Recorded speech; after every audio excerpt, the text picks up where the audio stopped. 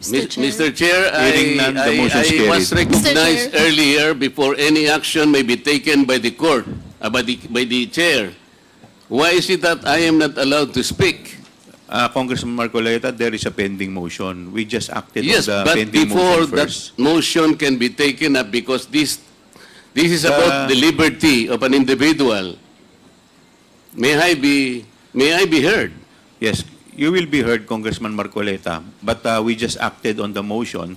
Now, Congresswoman Castro, please, could you please answer the query of Congressman Marcoleta? I have not yet asked the question, Mr. Chair. Okay, I am please trying to continue. explain my point. Please continue, Congressman Marcoleta. Because in the totality of evidence, as stated by Honorable Castro, there is an existing case, Mr. Chair. Ong versus Senate, GR number 257401, which says that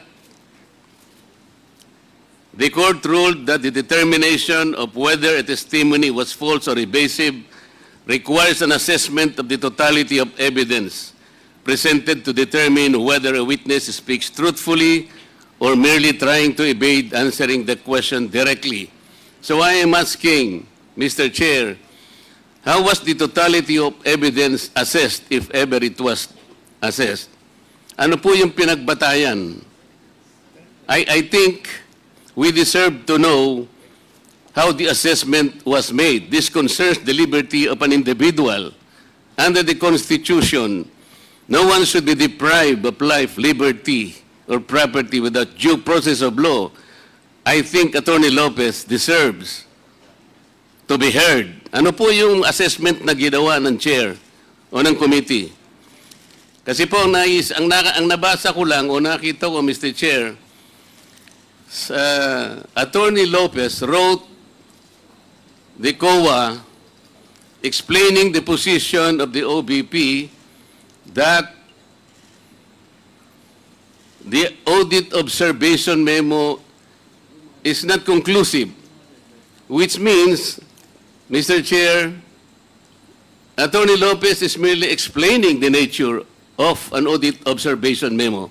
If I were the lawyer of the OBP, I would have done the same, because I think the very nature of the AOM, it is not final and executory. Why would the COA abdicate its mandate of auditing the transaction or the funds utilization of the OBP? Why would the committee, Mr. Chair, arrogate upon itself the very mandate and responsibility of the Commission on Audit? Article 9D, Section 2, Paragraph 1 of the 1987 Constitution, Mr. Chair, I will read.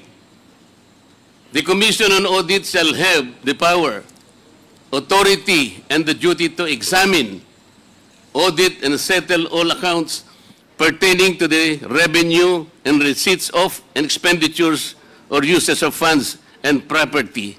Mr. Chair, this constitutional provision jibes with Section 25, Paragraph 2 of Presidential Decree 1445 or the State Audit Code of the Philippines, which says, to develop and implement a comprehensive audit program that shall encompass an examination of financial transactions, accounts, and reports, including evaluation of compliance with applicable laws and regulations. Meaning to say, Mr. Chair, the mandate and authority to audit accounts on the expenses or expenditures of government is only the COA. I believe it is my respectful submission, Mr. Chair, that this committee usurped that particular mandate and that will now put the Commission on Audit positions in a compromise, Mr. Chair.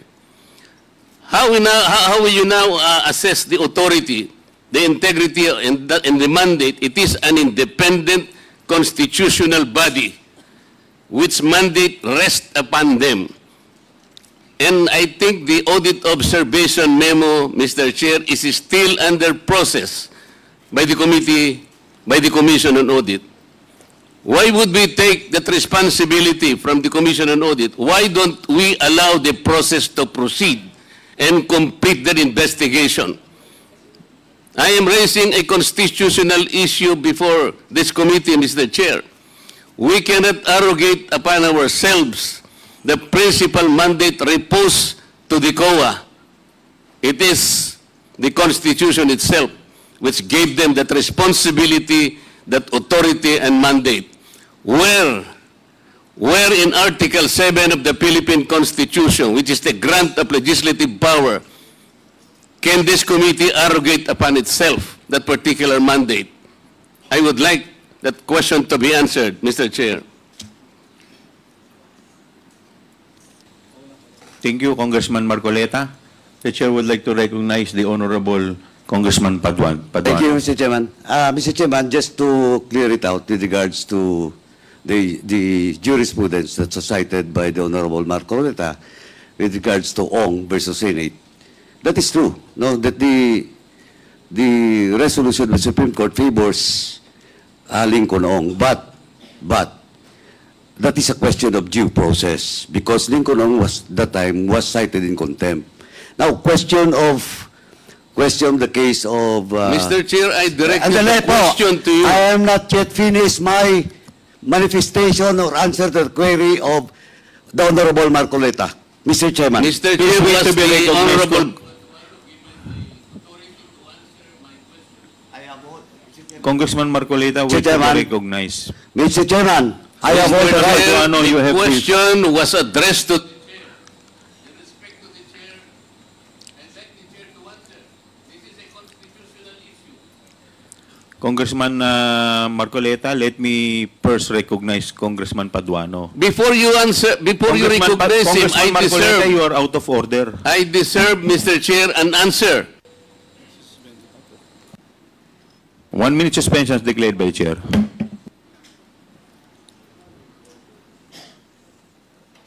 Bakit sa'yo?